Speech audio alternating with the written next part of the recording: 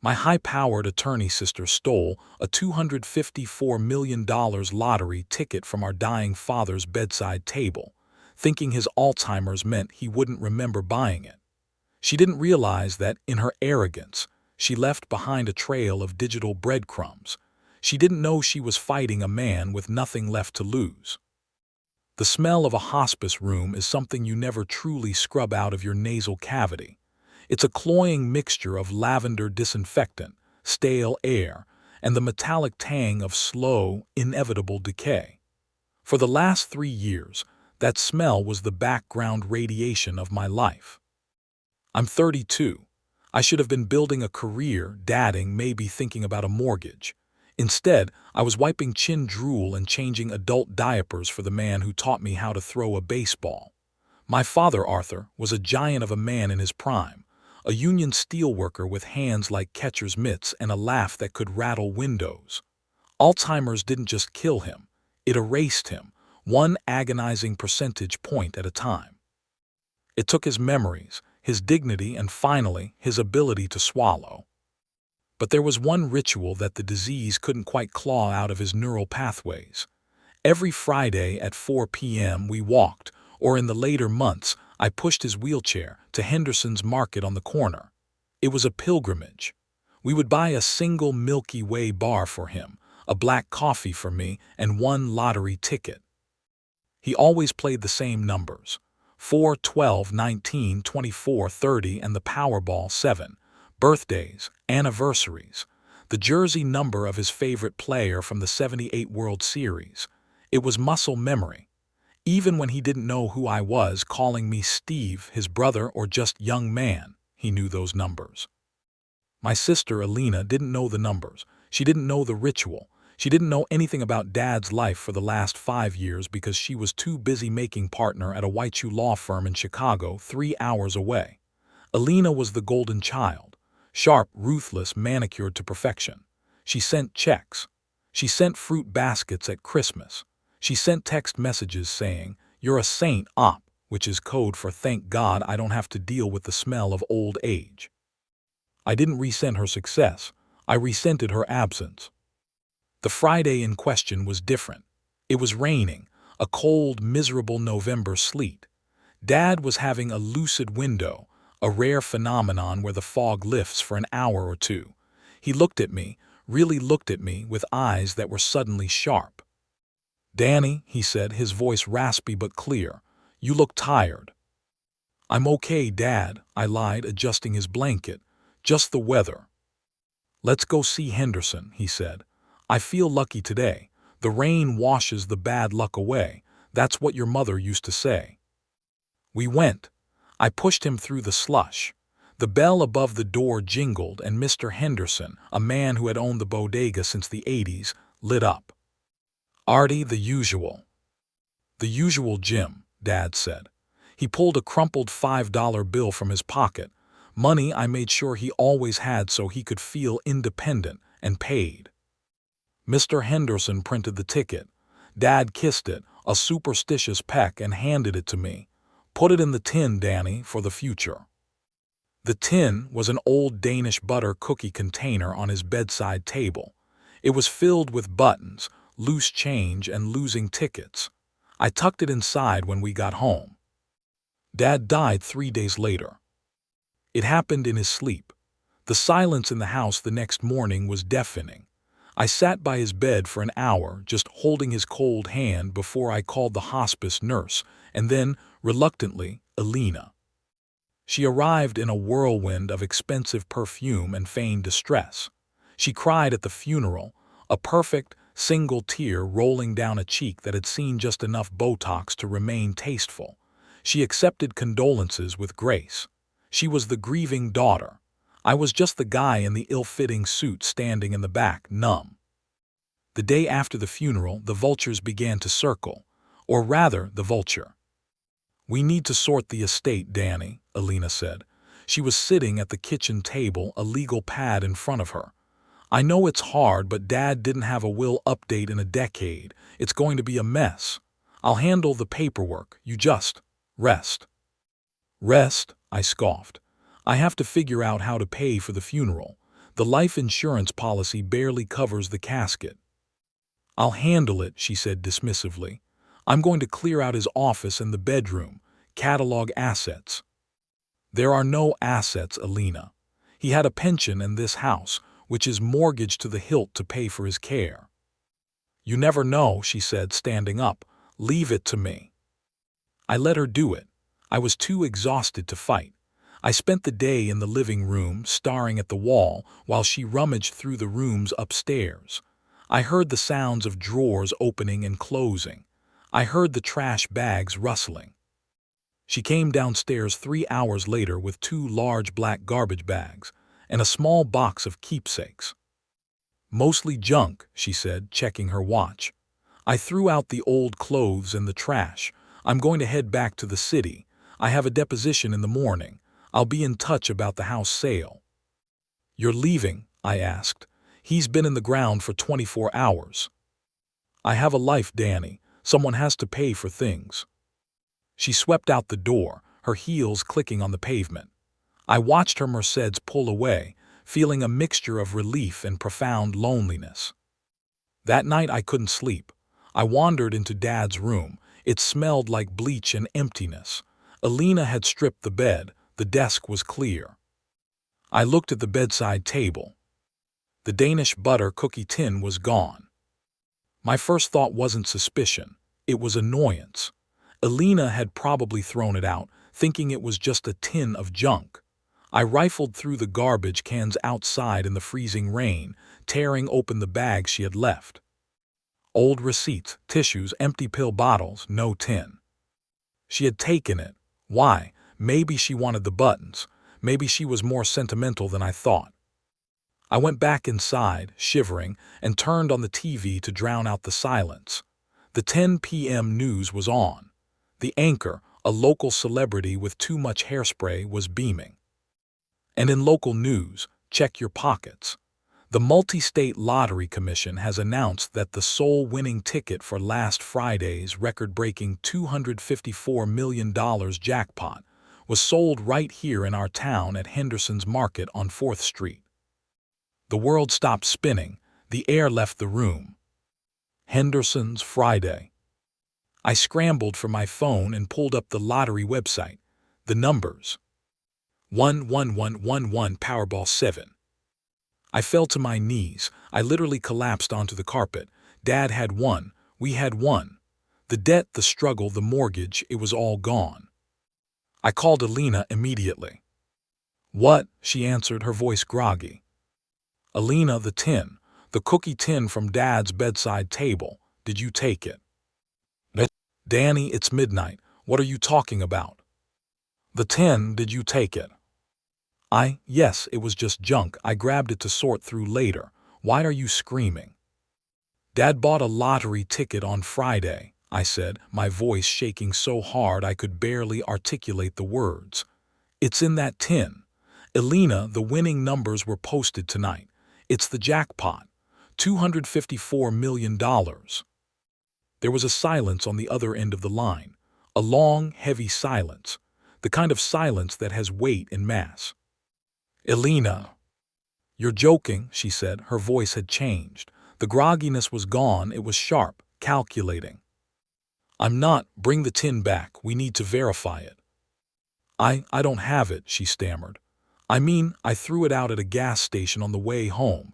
It smelled like old pennies. My stomach dropped. You threw it out. Yes, it was junk, Danny. Look, I have to go. I'll help you look for the receipt or whatever tomorrow. She hung up. I sat there staring at the phone. She threw it out. Alina didn't throw things out at gas stations. Alina was a neat freak who kept a specialized trash bin in her car for gum wrappers. I called her back, straight to voicemail. I got in my car. I didn't care that it was midnight. I didn't care that I was exhausted. I drove the 3 hours to Chicago.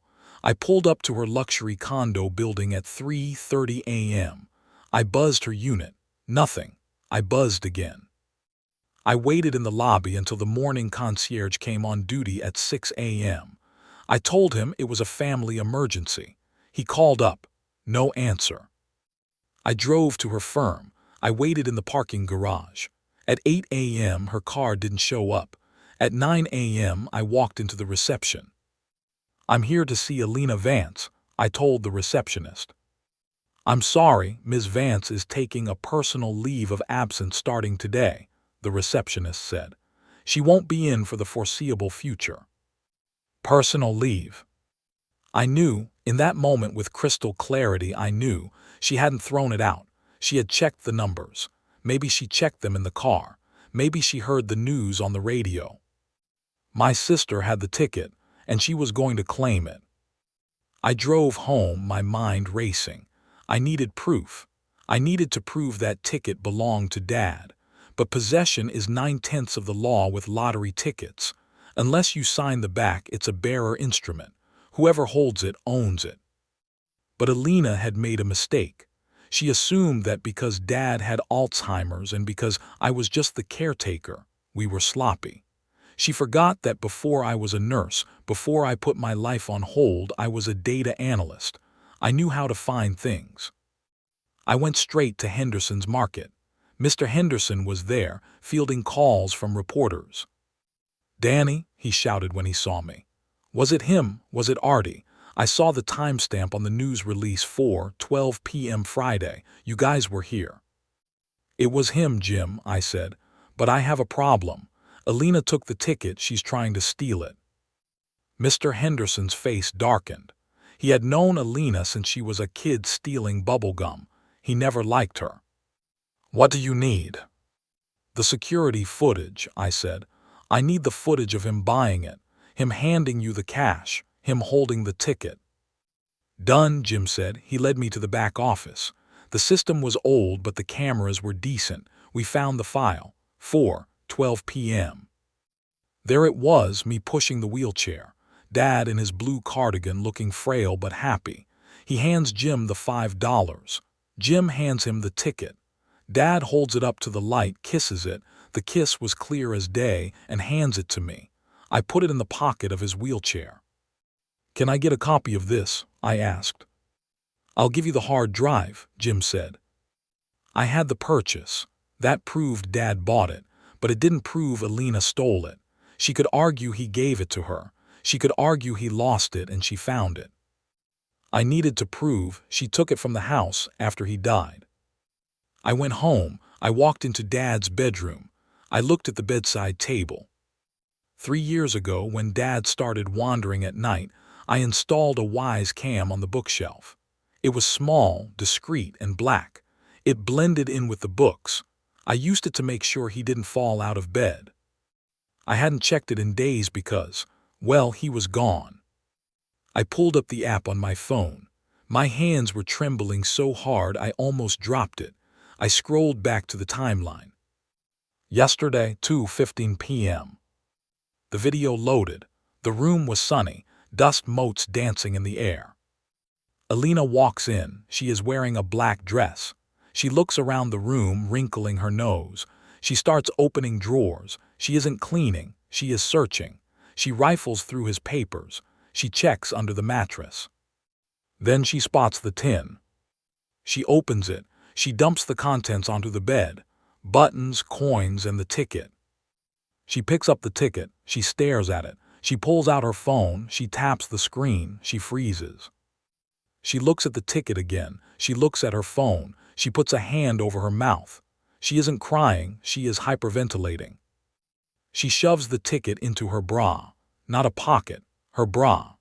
She scoops the rest of the junk back into the tin, looks around the room guiltily, and then, this is the kicker, she takes the tin, walks to the window, and wipes the bedside table with the sleeve of her dress. She was wiping fingerprints. She didn't know the camera was there. I downloaded the video. I backed it up to the cloud. I backed it up to a USB drive. I emailed it to myself. Then I called the biggest, meanest estate litigation attorney in the state. His name was Saul, not really, but he had that energy. "I have a case," I told him, "and I have video evidence of a lawyer stealing a $250 million asset from a decedent's estate." "Come to my office," he said, "now." We filed an emergency injunction the next morning to stop the lottery commission from paying out the claim. We named Alina Vance as the defendant in a suit regarding the theft of estate property. Alina lawyered up. She hired a dream team. She denied everything. She claimed she bought the ticket herself. She claimed she visited Henderson's that Friday to buy cigarettes for Dad. It was a bold lie, but she didn't know about the videos. We sat on them. We let her file her affidavits. We let her swear under oath in a deposition that she purchased the ticket with her own money, that it was her numbers, that she had never seen the tin. The deposition was in a conference room that smelled of lemon polish and fear. Alina sat across from me. She looked impeccable, but her eyes were tired. She wouldn't look at me. "Ms. Vance," my lawyer asked, "did you enter your father's bedroom on the day after his funeral?" "I did," she said coolly. "I was cleaning." "Did you remove any financial assets from that room?" "No, there was nothing of value there." "Did you find a lottery ticket in a Danish butter cookie tin?" "I did not. I bought my ticket at Henderson's. It was a coincidence that I won, a miracle really." "A coincidence?" My lawyer repeated. "You live in Chicago. You bought a ticket at a bodega 3 hours away." "I was visiting my dying father," she snapped. "I stopped for a snack." "And the numbers, 4-12-19. "Random pick," she lied. "I just circled numbers." My lawyer smiled. It was a shark smile. "We have sworn testimony from Mr. James Henderson that your father played those exact numbers every Friday for 5 years. We have the receipt timestamped at 4:12 p.m., and we have security footage of your father purchasing that ticket." Alina didn't blink. "He must have bought a ticket too. Mine was a separate purchase." "At the exact same time." "The machine prints quickly." "Ms. Vance," my lawyer said, sliding a laptop across the table, "I'd like to show you Exhibit C." He played the video from the bedroom. Alina watched herself dump the tin. She watched herself check the numbers. She watched herself stuff the ticket into her bra. She watched herself wipe the table. The color didn't just drain from her face, it seemed to evaporate. She looked like a wax figure melting under heat. Her lawyer, a pompous man in a pinstripe suit, closed his eyes and pinched the bridge of his nose. He knew. In that second, he knew his client had perjured herself 5 ways to Sunday. Alina started. He gave it to me before he died. He told me to take it." "You just said you bought it," my lawyer barked. "You just swore under oath that you bought it. Now you're claiming it was a gift. Which lie is it, Alina?" "He wanted me to have it," she screamed, slamming her hand on the table. "He knew Danny would just waste it. Danny is a loser who wiped asses for 3 years.